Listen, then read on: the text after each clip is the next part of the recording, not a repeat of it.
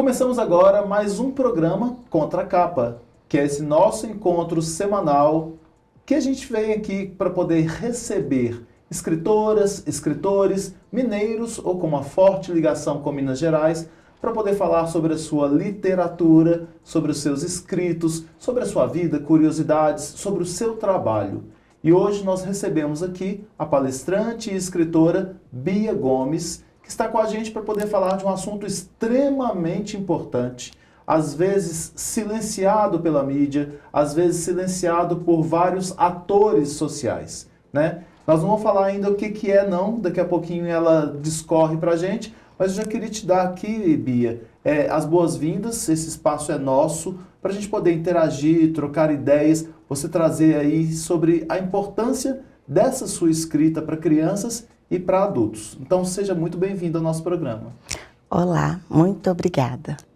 Então, antes da gente falar sobre o currículo da Bia, nós vamos falar onde as pessoas podem nos assistir e nos ouvir. São várias formas, e aí eu falo que toda quinta-feira, 19 horas, no portal do Jornal Hoje em Dia, temos um novo programa que as pessoas podem assistir por lá, ou também podem entrar no YouTube, Jornal Hoje em Dia BH, que aí fica sempre arquivado lá os nossos programas. Você pode mandar para as escolas, pode mandar para amigos, que é sempre importante buscar essa referência que vai estar lá nos esperando.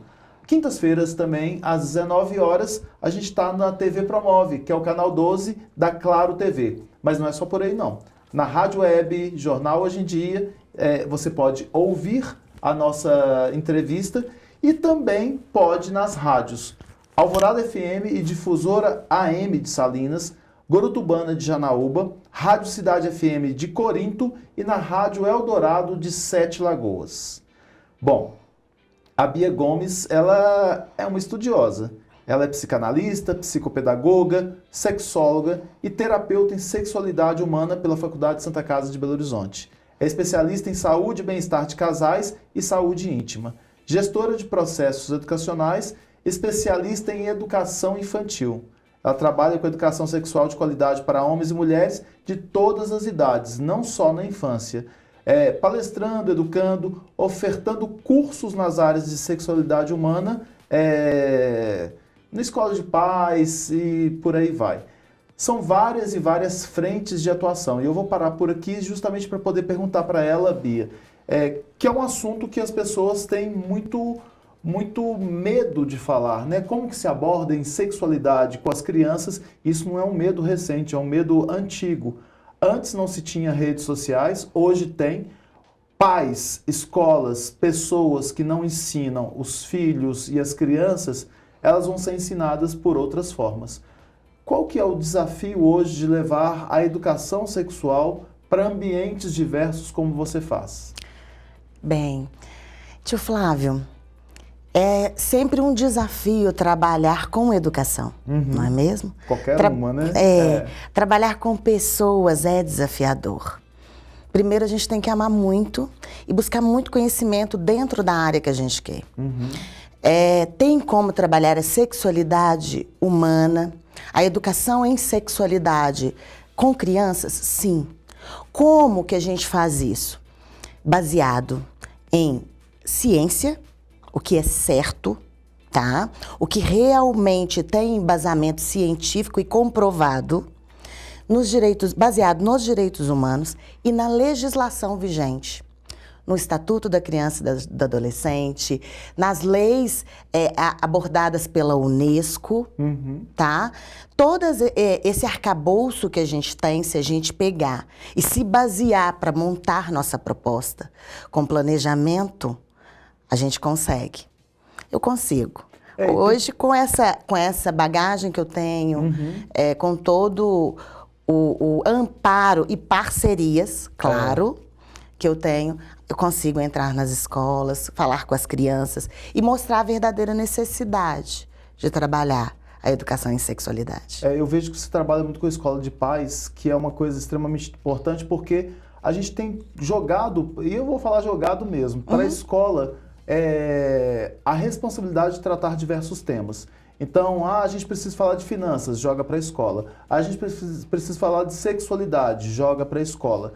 a escola também tem que falar. Mas não é só ela, a gente tem que educar os pais também, para que eduque as crianças, né? E sexualidade é um assunto que as pessoas ainda têm muito, apesar da gente já estar no século XXI, as pessoas têm muito tabu, né? Então há uma dificuldade em se abordar isso, até mesmo para chegar e entrar nas escolas para falar do assunto.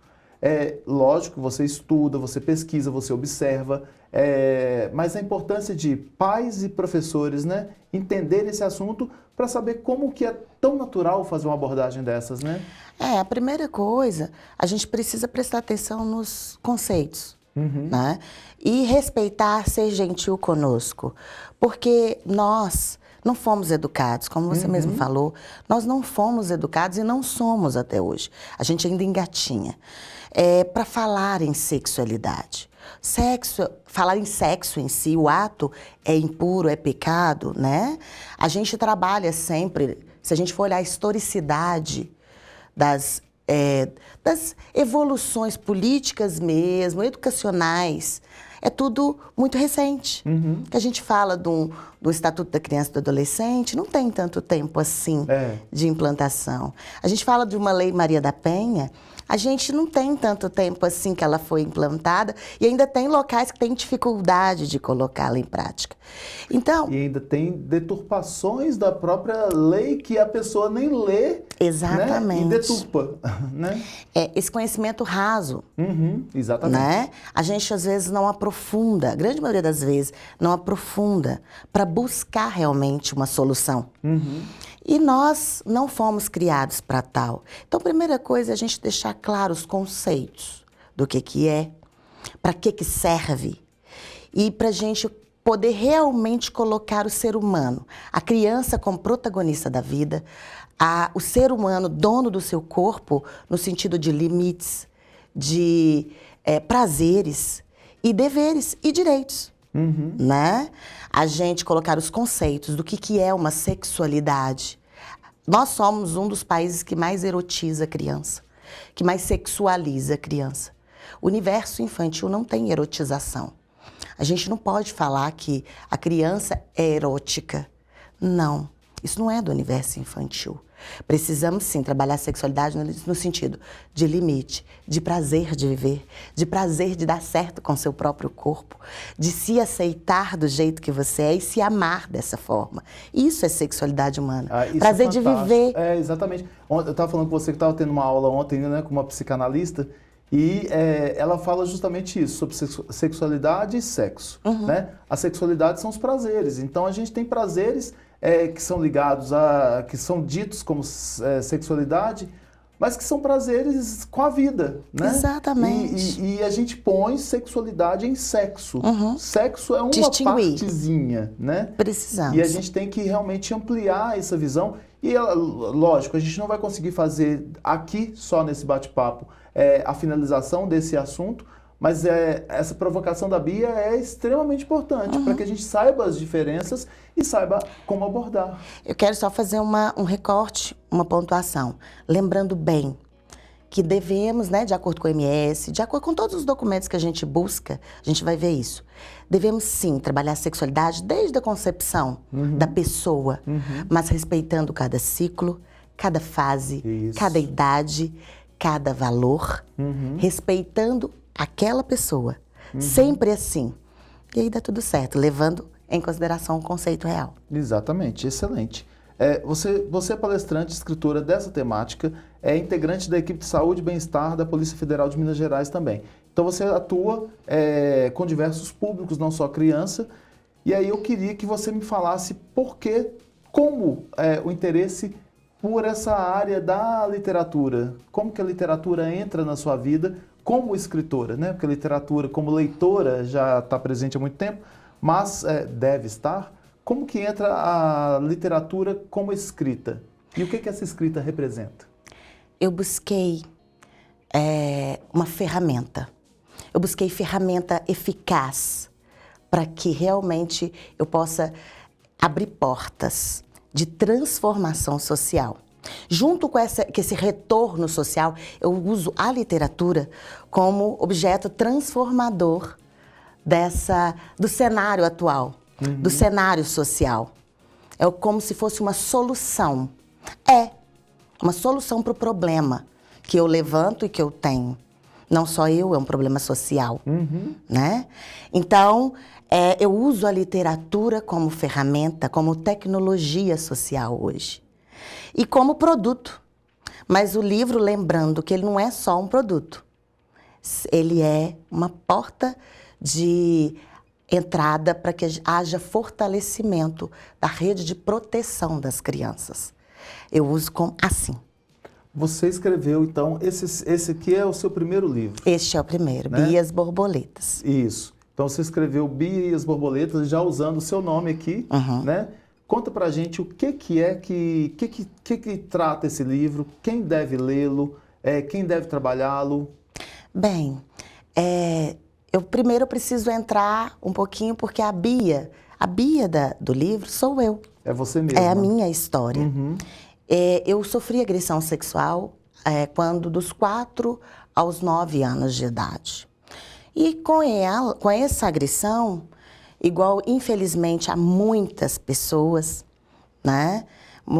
Todas as palestras, treinamentos que eu estou, sempre tem muitas pessoas silenciadas, silenciadas, por muito tempo, né? Com medo, falta de conhecimento, falta de informação, uma série de atribuições, né? A gente pode dar esse silêncio. Bi, pega essa sua ideia aí, guarda só para poder fazer um paralelo aqui. Teve recente uma novela da Globo que falou sobre os direitos da mãe, né? Sobre pensão alimentícia, essas coisas. Foi muito recente. E depois que essa novela recente passou esse capítulo, aumentou em 300% o índice de acesso ao site da Defensoria Pública. Ou seja, as questões existem, muitas vezes as pessoas têm medo, como você falou, ou não têm informação de que aquilo foi um abuso, né? Foi algum ato que a pessoa não caracterizou, porque ainda tem a culpabilidade da própria vítima, né? Será que eu instiguei isso? Será que eu, né, provoquei isso no outro? Então, quando você trata isso numa literatura, você também está abrindo a possibilidade da pessoa enxergar essas informações. Aí eu volto para aquele ponto, né? Você fala que a Bia é você e que você sofreu abuso, né, por um tempo. E eu saí da posição de vítima não tem muito tempo. Saí da posição de vítima no sentido de não trazer mais traumas para a minha vida e usar o que eu tenho. Eu vi um mercado muito vasto, no sentido de não ter profissionais gabaritados para trabalhar, capacitados de verdade, porque ninguém aprende a lidar com agressão sexual, com a própria sexualidade humana a fundo no banco da faculdade. A gente não aprende, né? Então, eu vi um mercado para se trabalhar e, ao mesmo tempo, anteriormente a essa visão, eu vi que era possível. Eu busquei para cuidar de mim. Eu fui professora de educação infantil durante muito tempo. Que é fantástico. Você já tem essa possibilidade da linguagem. Eu fui supervisora pedagógica, gestora de processos educacionais e vim buscando conhecimento. Foi um processo, tio Flávio. Eu estou aí completando mais ou menos uns 25 anos de carreira. Que delícia isso. Então, eu adoro falar isso. Então, assim, é tudo um processo que é o que a gente tem que conscientizar também. Nós, seres humanos, somos um processo gradativo, imutável, graças a Deus. Então, vim buscando conhecimento, fui aprimorando, primeiro para me curar, tá? E buscando apoio, buscando fortalecer a minha rede de apoio. Vi que é possível, a gente consegue.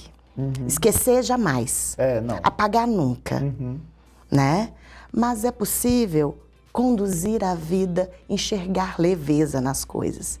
E eu peguei o que estava acontecendo comigo, o que aconteceu comigo, e falei, o que eu vou fazer com isso? Que é que eu falo com muitas pessoas, inclusive com os pais. Quando eu tô, o que a gente vai fazer com o que a gente tem? Porque muitas das vezes é desagrados, né? São desagrados. O que eu vou fazer com isso? Falei, eu vou transformar isso em minha ferramenta de trabalho. Eu vou transformar isso em movimento, em objeto, em produto de transformação social. E junto, claro, vou trazer retorno financeiro. Vou trazer um retorno financeiro porque vou, junto com essas soluções que eu vou criar, eu vou colocar escalado com as instituições privadas, públicas, para trazer. E aí fui estudar. Estudando, pesquisando a fundo todos os cenários. Participei da primeira turma de sexualidade humana da Faculdade de Santa Casa. A gente teve um privilégio, né, de atuar no ambulatório. Então, assim, já tem que é o primeiro ambulatório pelo SUS, né? Que bom. Sexualidade humana em Minas. Então, assim... Hoje tem outros hospitais que têm essa... Porque esse é o primeiro pelo SUS. Isto. Mas tem esses ambulatórios? Temos. Nós temos... o Hospital das Clínicas também trata, mas não com a mesma abordagem isso em Belo Horizonte, tá? Sei. Não a mesma abordagem da Faculdade da Santa Casa, mas, e fora desses dois que eu conheça, público, não. Não temos. E a importância disso. É muito importante, é muito importante. E assim, é um fluxo muito alto de problemas N's. Aí vocês, como estudantes, então, da Santa Casa, conseguiram, então, fazer esse acompanhamento para que na prática tivesse, né, contato com tudo isso. E com a minha mestre, né, que é minha coordenadora lá, que foi quem mais me ampliou esse horizonte e me ensina até hoje, professora Enilda Mota, que, inclusive, na Faculdade de Santa Casa agora vai ter uma turma de Educação e Sexualidade voltada para a educação e ela me chamou para dar aula. Vai dar tudo certo. E a qual eu admiro muito. E nesse caminhar, nessa busca, tio Flávio, eu fui ampliando. Fui buscando, estudando legislações, fazendo mais pós-graduações. Hoje eu estou também com a minha parceiraça, que é a coordenação de psicologia da PUC Minas Lourdes, Campus Lourdes. Eu estudo psicologia, voltei para o banco da faculdade, estudo psicologia lá. Então, assim, é uma parceira. Consegui, com o estudo lá também, trabalhar essa questão da linguagem em sexualidade. Aplico oficinas lá dentro da faculdade para os meninos das clínicas, oficina para as comunidades. Estou junto com a CUFA, né? Então, fui buscando com a CUFA Minas, que é super minha parceira, Marciele Deuduc. E fui buscando. E hoje, eu estou desenvolvendo alguns programas, alguns projetos de cuidados com a saúde mental dos policiais que lidam com esse tipo de crime. Houve essa proposta e porque eu amarrei praticamente todos esses, vamos colocar os atores deste cenário ruim, que são a vítima, eu compreendo exatamente, falo do lugar de vítima também, de educação, de mãe, né? De educação, que eu tenho uma experiência na área, da clínica, em relação a dar os treinamentos que também eu dou esse tipo de capacitação para a área da saúde, porque ninguém, como eu falei, ninguém aprende no banco de faculdade, da área da saúde, que pega os casos, e agora com a área da segurança, que é quem lida ali na hora. Deveria ampliar, né? Porque, assim, a gente tem... Esses casos são tratados por diversas polícias, né? É interessante que as pessoas saibam lidar com essas situações, assim como a gente tem a questão da mulher, né? Que o cuidado tem que ser diferenciado, porque é um trauma muito grande, há uma descrença muito grande, né? De que ela tenha sido vítima. A criança também tem muito disso, né? E a criança... muitas das vezes, ela é silenciada por ela própria e porque ela não entende, né? Se eu estiver falando besteira, você é especialista, pode me interromper. Mas, e dali geram diversos traumas. Tem aquele Gabor Maté, Dr. Gabor Maté, que ele fala sobre o trauma infantil e ele fala que as crianças não se traumatizam porque se machucam. Elas se traumatizam porque elas ficam sozinhas com as suas dores. Né? E olha como que você... É uma experiência de ter ficado sozinho com essas dores e como que esses traumas podem definir as pessoas, né? definir, entre aspas? Isso é muito sério, porque da maioria das vezes a gente naturaliza os atos, esses traumas, ou então a gente não se toca mais no assunto. Não colocamos para debaixo do tapete, né? E anulamos, e revitimizamos, e julgamos.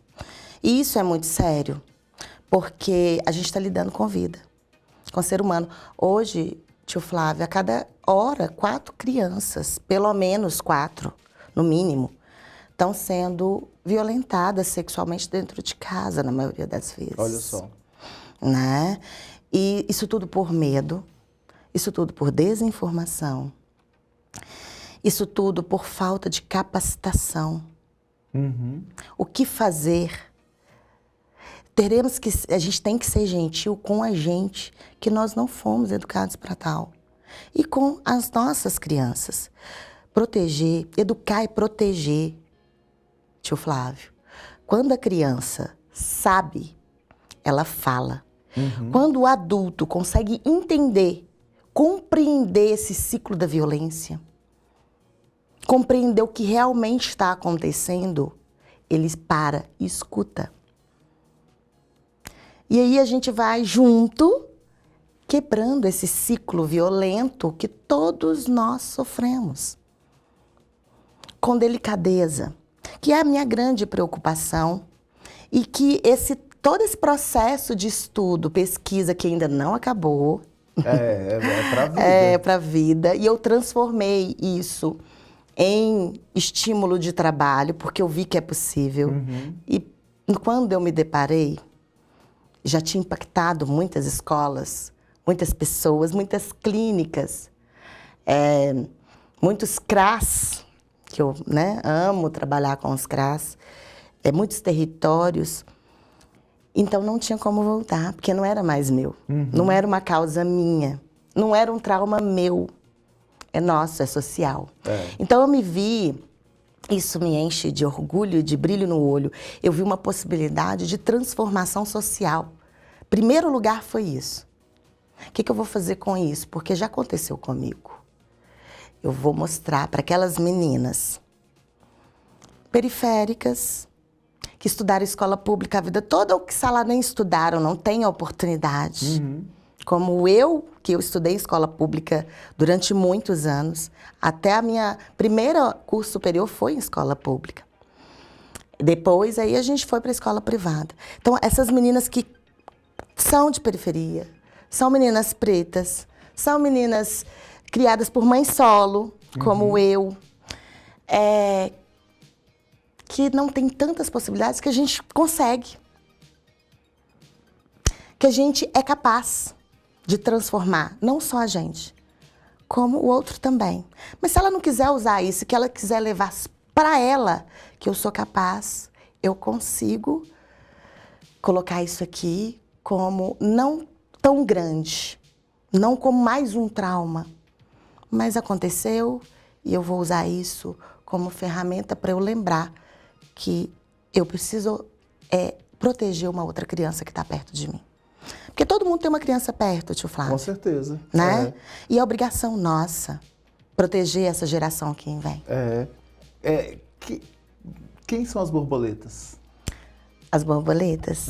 É você, tio Flávio. É a Regeducação. São as crianças, somos nós, pessoas. Porque o livro, ele retrata o seguinte, é minha história, né? A Bia tem, então, por isso que vem até com a boneca. Posso pegar a boneca? Pode, lógico. Ele vem com a bonequinha pequena, né? A pequenininha, com a boquinha aqui no saquinho, ó. Ela vem sem a boquinha. É que ela não tem a boquinha. Mas quando eu vou dar a capacitação, tio Flávio, eu uso a maior para o pessoal enxergar um pouquinho. Vou usar ela aqui. E a boquinha é solta, tá? Então, a Bia até então, pequena, frágil, como toda criança, né? Ela não falava. As coisas aconteciam com ela e ela não falava. Mas foi tudo muito pensado, tá? Falta de boca. Ela tem calcinha, todas elas. para trabalhar a questão da intimidade, a questão do que é seu, porque aí a gente já puxa para outras ferramentas, né? Que é aquele onde pode tocar, onde não pode. Ótimo. Onde, nessa situação, o que é seu? Que quando eu falo que nós somos um dos países que mais erotiza e sexualiza a criança, é nesse sentido. Coisa de criança é coisa de criança. Coisa de adulto é coisa de adulto. Vamos respeitar cada fase. Isso é muito importante, né? Então, mostrar, e o óbvio, igual a gente estava conversando, o óbvio precisa ser dito para todas as pessoas. Às vezes a gente não sabe e a gente superestima. Então, é mostrar que aqui a sua intimidade é aproveitar toda a ferramenta. E a boca separada é porque a Bia, ela sente um incômodo. Quando tem aqueles toques ruins, ela sente borboletas no estômago. É uma sensação diferente, sabe, tio Flávio? É como se fosse um embrulho. Quem já passou por isso vai me falar, se eu estou enganada. Mas é como se fosse um embrulho, uma coisa... Você sabe que não... Ao mesmo tempo que ele estava me acariciando, porque são carícias, eu não sabia que aquilo era proibido. Que aquilo não podia. Por quê? Ele falava o que eu queria ouvir. Ele me dava ouvido. Ele trazia um universo para mim de bala, de coisa de criança. Sonho lúdico, né? E eles fazem isso e a gente tem que aprender a detectar, né? Tanto é que eles, hoje, nas redes sociais, eles se transformam em crianças. Né? A voz, característica, para entrar no universo infantil. E eles estão, assim, existe um mercado que gira muito, o valor alto, e está querendo mesmo as nossas crianças. E a gente não pode deixar. Então, eu coloquei essa questão das borboletas no estômago, porque é o que a gente sente. E a Bia, com o tempo passar, que tem que ler a história também, né, tia Flávia? Uma dessas borboletas sai do estômago dela e sai pela boca. E aí a gente aproveita, o adulto, quando tá com a ferramenta, tá? Ele aproveita e mostra para a criança a importância do falar. Vamos colar a boquinha junto? A importância da boca, do ato de fala da criança. Porque a gente despreza o que a criança fala. A criança, às vezes, inventa, né, gente? Não. A criança, ela é criativa, sim, mas a gente tem que validar tudo o que ela sente.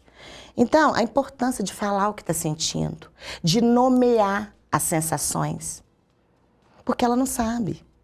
O que você sentiu? Se você perguntar, ele não sabe se foi raiva, se foi embrulho no estômago, o que é. Entende por quê? E ficou fantástica essa ideia da boca, né? De ir sem a boca. Né? É para criar vínculo. Inclusive. E é para criar vínculo. Aproveitem esse momento, sabe? Você cria vínculo com a criança. Você cria o momento de fala e escuta. Então, colou a boca com a criança, né? Aí a borboleta sai pela boca. E essas borboletas que falam com a Bia. Ô, Bia, você não está sozinha. Ô, Bia, nós estamos aqui com você. Ninguém precisa fazer isso com você. Não pode. A gente vai te encorajar. O fortalecimento da rede de proteção. As borboletas são as redes de proteção infantil. Então, formou-se ali um monte de borboletas, deu força para a Bia, e a Bia consegue dizer não, chega. Mas isso quando a Bia... Vão ter outros, já tem, né, o propósito de ter outros livros, dando sequência.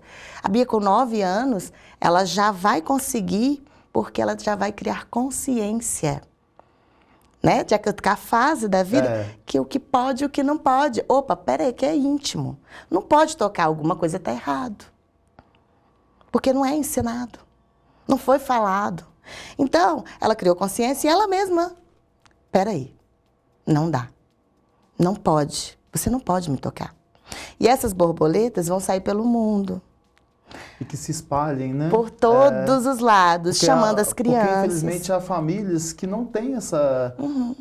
há crianças que não têm uma família estruturada que seja uma rede de proteção, né? Tem. Então, a gente tem essa realidade que é muito forte, né? A grande maioria dos agressores estão dentro de casa. São os pais, são os padrastos, a grande maioria. A gente não pode fechar os olhos. E também tem agressoras, mães. Sim. A gente não pode fechar os olhos também para os meninos. Exatamente. Porque meninos também são agredidos. Sofrem agressão.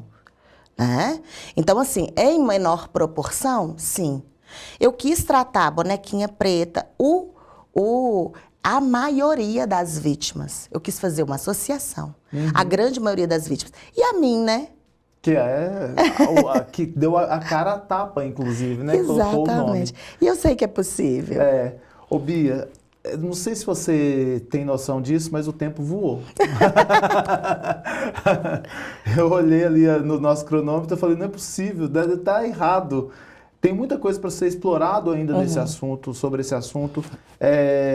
Eu espero que outros livros venham, de fato, para poder complementar, ampliar, na verdade, o assunto. Mas para as pessoas poderem te encontrar, o que elas fazem? Nas minhas redes sociais, né?